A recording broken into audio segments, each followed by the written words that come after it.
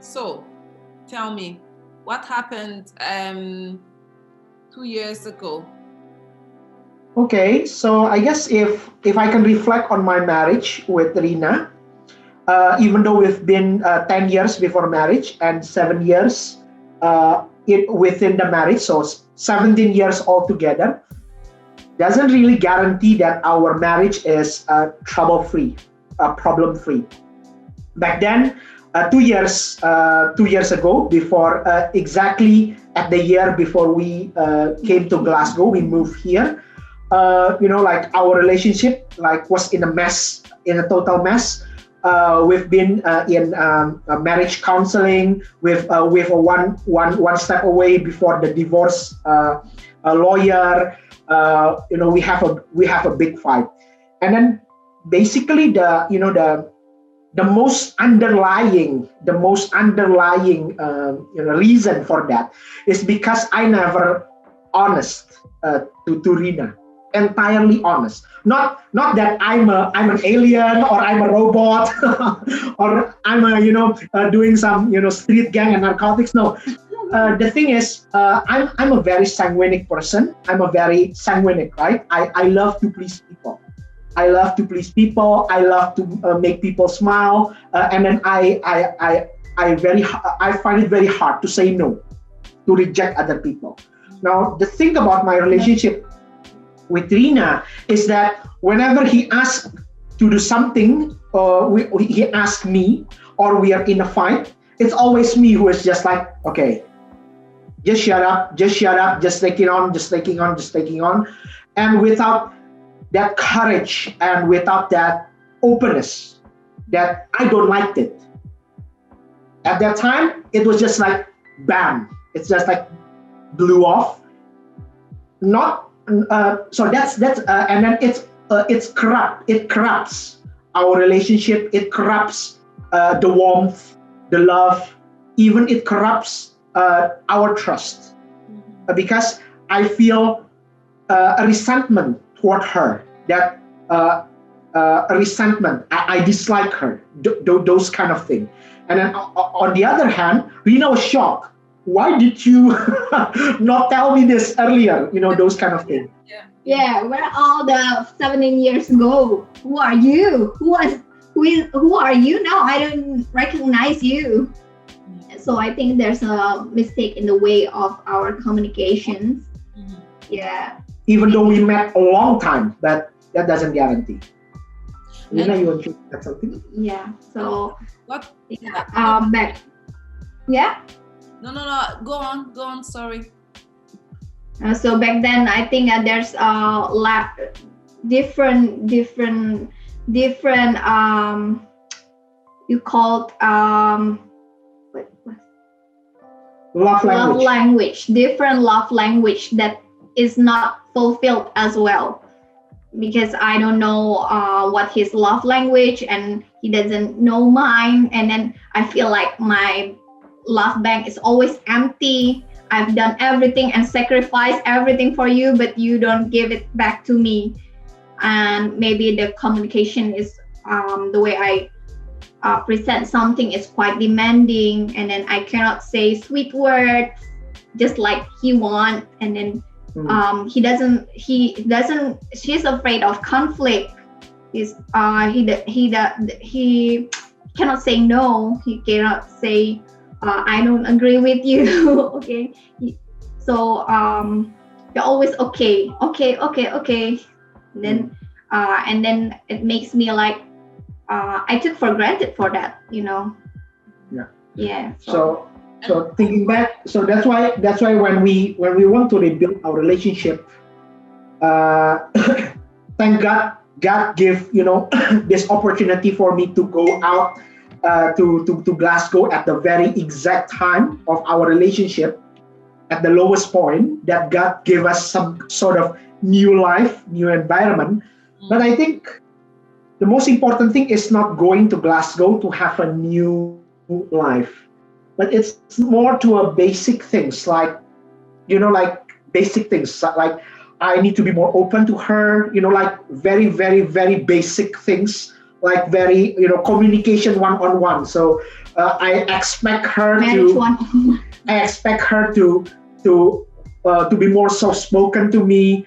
I promise to her to be more frank. Those kind of basic things. Not so much of living in Glasgow. Of course, living in Glasgow with a new environment, it's help us move on. But again, I guess that's the thing that really putting back God, focusing on this is a marriage that I don't want to lose. This is a marriage that I don't want to sacrifice. Even though I hate her, but I want to rebuild. Because I love her and I don't want to lose my kids.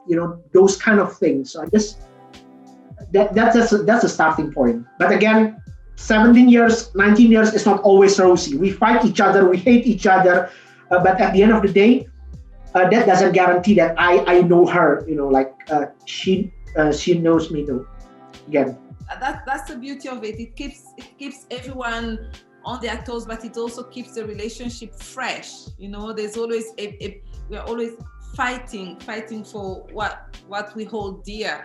So can I just ask, so what are your love languages? You guys mentioned love languages, and maybe not everyone knows about that. So can I ask Alvin to tell us what are the types of love languages, and then Rina, you can tell us which one is Alvin's love language and yours. So Alvin, my love language would be positive words.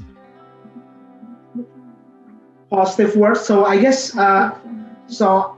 What is the five love language? So positive words, companionship, rewards. What else? Physical touch, and then service, act of service. Now my love language was positive words.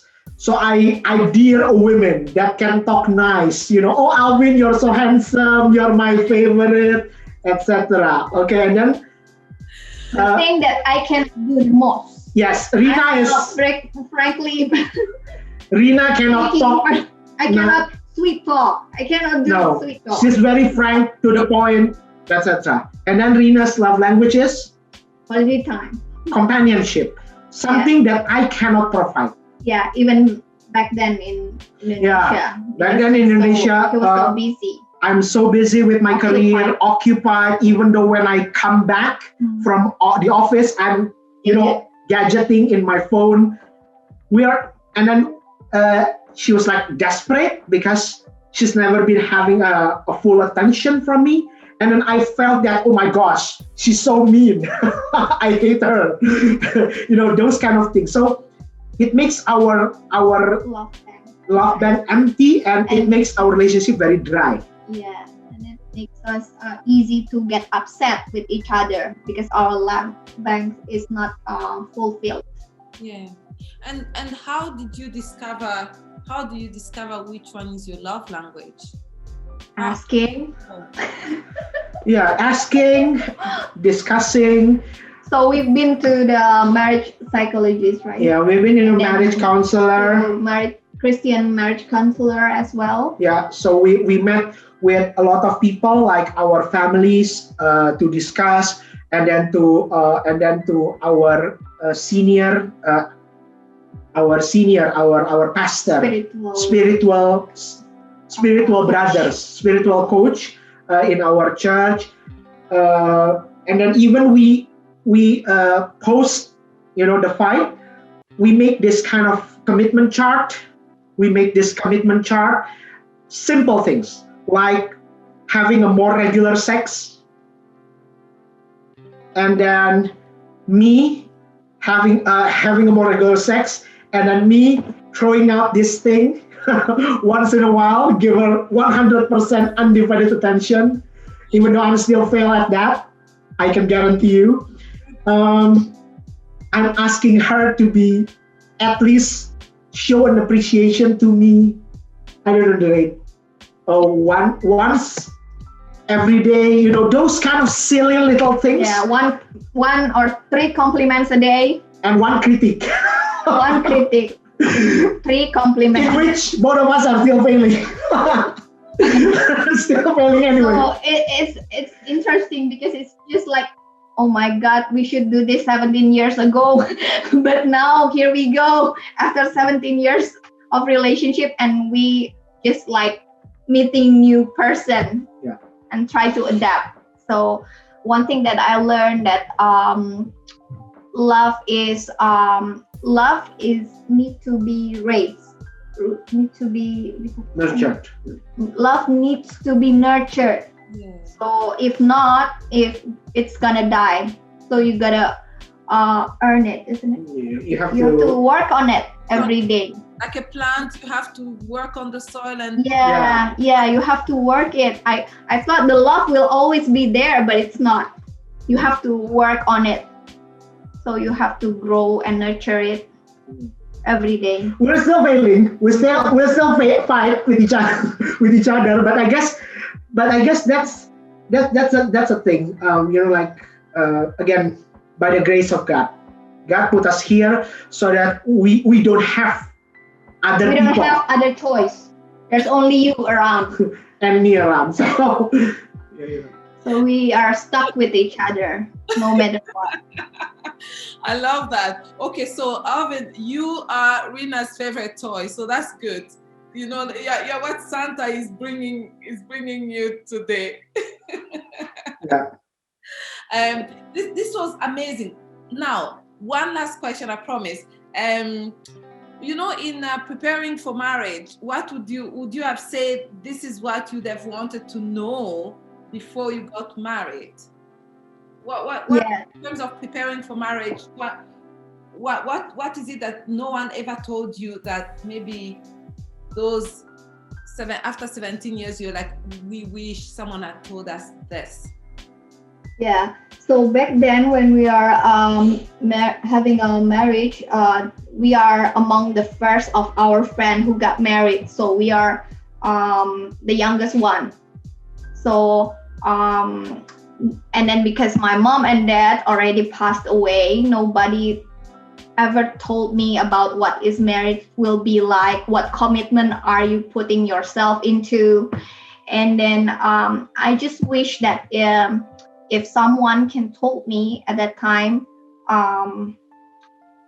to really understand what is your wedding vows mean, and select the wording in your wedding vows, because the wedding vows is very important, because at the time of marriage you are making the covenant not only to your partner, to your spouse, but most importantly to God. So that means you cannot retract the words again. So what you say, you gotta do it. Like you say, until that was part. And then back then, when we have conflict, I was the one who initiated for divorce, because I feel so much hurtful, and then I think I deserve someone better. And then I realized, and then God tells me, like, you have to forgive, and you have to accept your partner, because that's what your wedding vows say.